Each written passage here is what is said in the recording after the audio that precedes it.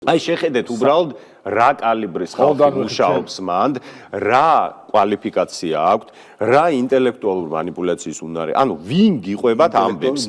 ხო, რა IQ რა ტიპის ადამიანები, რა ტიპის ჟურნალისტები გიყვებიან ამბებს, ბედავენ და ეხებიან ისეთ თემებს, რომელიც აზრზეც არ არიან გონიათ რომ დუბაი და ეს რა ქვია, ბაჰრეინი და ისინი რა ქვია, დაბომბა თურმე ისრაელმა. ამ ადამიანს მერე გამოვა და დიქტატურა საქართველოში.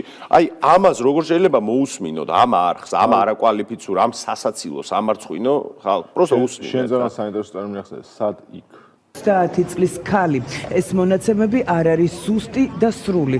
მოიცავს მხოლოდ ქალაქ ისპანახსა და იქ მცხოვრებ ქართველებს. ერთგულებს შორის არის აითოლიას მრჩეველი ალი შამხანი. ისრაელმა იერიში ისპანახი და აითოლია არის, აი როგორი უმაღლესი პილოტი. აითოლია ჯობია თუ ისპანახი? მე ვიტყოდი რომ აითოლია ჯობია. ნუ მოდი გაფრინდაშვილი არის თეატრადან და ისპანახის ხალხსაწყობა აკეთებს კარგად. ისპანახის თემაში ისპანახი რო გეშლება.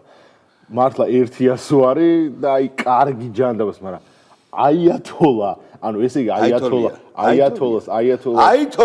აიათოლას შინაარსი, კონცეფცია, ანუ იმდენად არ გაგიგია, რომ აიათოლას მაგივრად, ანუ აითოლიას და ის დაშვება არ გიქრო, აი უცებ რაღაცა რომ ძალიან მნიშვნელოვანი რომ შეგეშლებათ რომ უნდა გამოასწორო რა.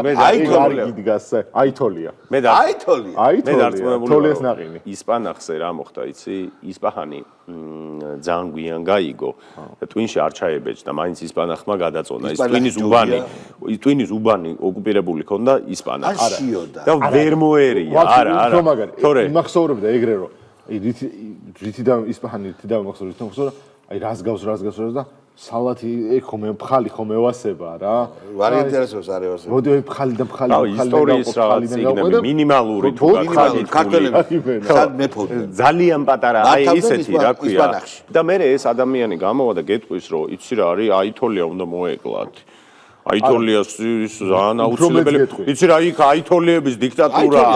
ან დიგ რა იცი იქ რა არის შვილობი, ისპაჰანი და ისპანახი გერევა, აითოლია და აიათოლა გერევა და დუბაის რო დაარტყა, ირანმა გონია რომ ამერიკამ დაარტყა და თქვენ ლაპარაკობთ, მე და თქვენ ჟურნალისტები, ანუ უფრო მაღალი კლასი ხართ ვიდრე ის აკაცუკები.